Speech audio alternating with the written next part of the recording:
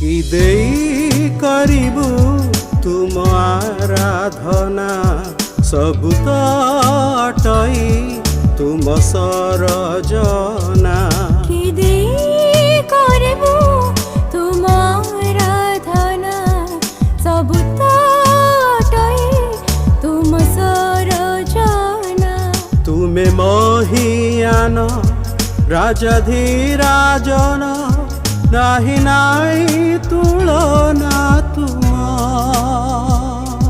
प्रिय श्रोता बंधु प्रभु श्रीकृष्ण सर्वोच्च नाम रे आपन को शुभेच्छा। महान पिता ईश्वर प्रभु श्रीकृष्ण को मृत मान मध्यरु उठाइले जेपरि से मनुष्य मान प्रति अपना महादया देखाई पारंती। सही महादया होउछि जे पाप हेतु जो मनुष्य भरोसाहीन अटे ताकू से प्रभु श्रीकृष्ण द्वारा एक जीवनदायक भरोसा दे पारंती। जी काल्वरी क्रूशरे मनुष्यर पाप बहन करी बलिदान हेले तथा तृतीय दिन रे मृत मानक मध्यरु उत्थित होई तांकठारे विश्वास करुथुबा लोकमानक निमंते जीवनदायक भरोसार उत्स अटंती जद्वारा आमे एक नूतन जन्म प्राप्त होई पारु।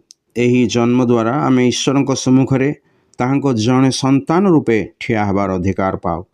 आउ जो माने ईश्वरंकर संतान हुअंती सेमानक निमंते ईश्वर स्वर्गरे अक्षय अकलंकित अजर अधिकार संचित कर रखिअछंती।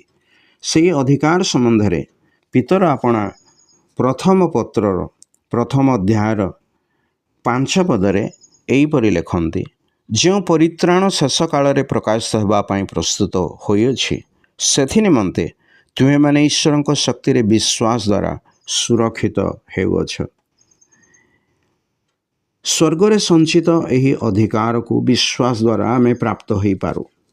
जो माने प्रभु श्रीकृष्ण ठारे विश्वास करन्ते सेमानक निमंते परित्राण उपलब्ध सेमानक निमंते स्वर्गरे से अधिकार मध्य संचित होई रहिअछि एवं से अधिकार प्राप्त हबा निमंते आमको मध्य से सुरक्षित करी रखुछन्ति।